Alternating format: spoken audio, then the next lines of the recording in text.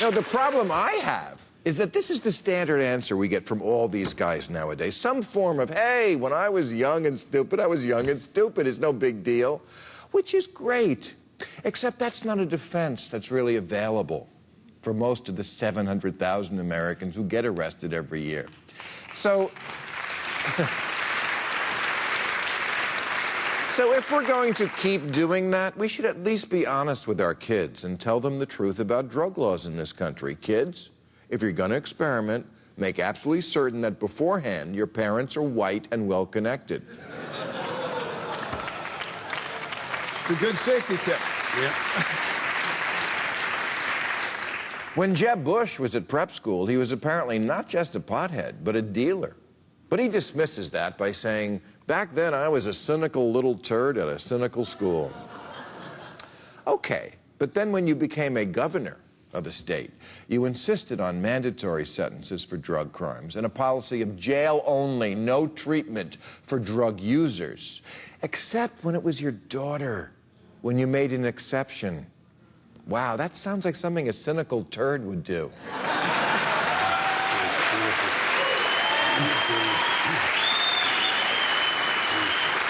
Do you know that Jeb's father, the first President Bush, was the last president who didn't smoke pot? You can see the progression from Clinton, copping to it but still needing to say he didn't inhale, to George W. Bush, not denying it, just saying he wouldn't answer, to Obama, who said, yeah, I smoke weed, I smoked a lot of it, and I look cool doing it. But don't all these guys, Clinton, Jeb, W., Obama, don't they all owe a debt to the 40,000 unlucky Americans currently in jail for the exact same crime?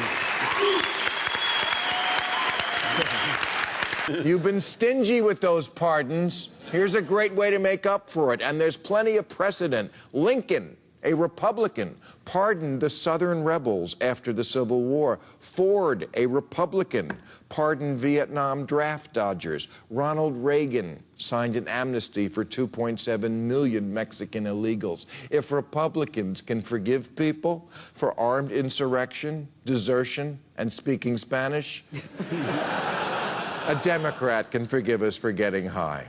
Thank you very much. You know, I think we often forget that Obama has the ability to just say, voila, everybody in jail for drug use, for violating nonviolent drug laws, you're free to go. He has that ability. And we did a couple stories recently where he's starting just a little bit to budge and move in the right direction. And what was it, like a handful of cases, 4 or 5 different cases where he let people go who were convicted on charges exactly like that.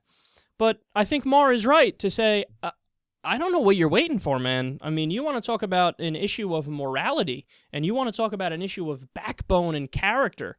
Let's see what your character is really made of. If you truly believe in this basic principle that you should be able to put in your body whatever you want to put in your body as long as you're not hurting anybody else, and it's a matter of doing the morally correct thing to not take away somebody's freedom because of something like that. If you truly believe it, you can act on it. We're waiting for you. I mean, go ahead and do it. I don't know, TikTok, time's going by here. I mean, I would argue, I don't know how he sleeps at night with all those people in jail, knowing what he did and that if he was caught, he would be in jail for a very long time. I mean, how do you sleep at night with that tremendous hypocrisy of the situation? I think if you let those people spend a minute more in jail, you're adding to the problem.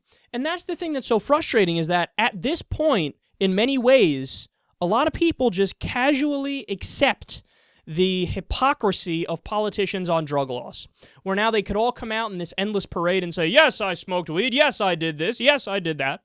And everybody goes, oh, okay, cool. And we assume you're also for the drug war because that's how everybody is. As if that's okay. It's like we grandfathered in hypocrisy on that specific issue and we just give people a pass. Sure, it's okay you did the drugs, but some poor black kid who did the drugs from Harlem should be in jail for 33 years about it or over it. No, he shouldn't. No, he shouldn't. Let them all out, man. Let them all out. And as we've discussed time and time again, ending prohibition will decrease crime and decrease unemployment. Do you understand how much legal weed would help the economy? Don't take my word for it. Just look at the situation right now in Colorado. They literally have more money than they know what to do with, all because of the tax on legal marijuana. The government needed to come up with a new plan on what to do with all that money because they took in too much of a surplus, and the state constitution says if you do that, you have to figure out what to do with it, and you got to give it back to the people. So people might get a check in the mail because of legal weed, because that's how big of a surplus it added. And of course, like I said, it created jobs there. Imagine we had a gigantic booming industry created overnight. I mean, think about it just like it's alcohol, right? Imagine there was alcohol 2.0 that came out tomorrow. And it's this whole new thing. It's alcohol 2.0. Everybody likes it. A lot of people like to indulge in it. And it's an industry created overnight. So many more people would get jobs. There'd be so much more wealth creation. Unemployment would plummet. And 60,000 people who died at the border because there's a literal drug war going on, there wouldn't be that continuing.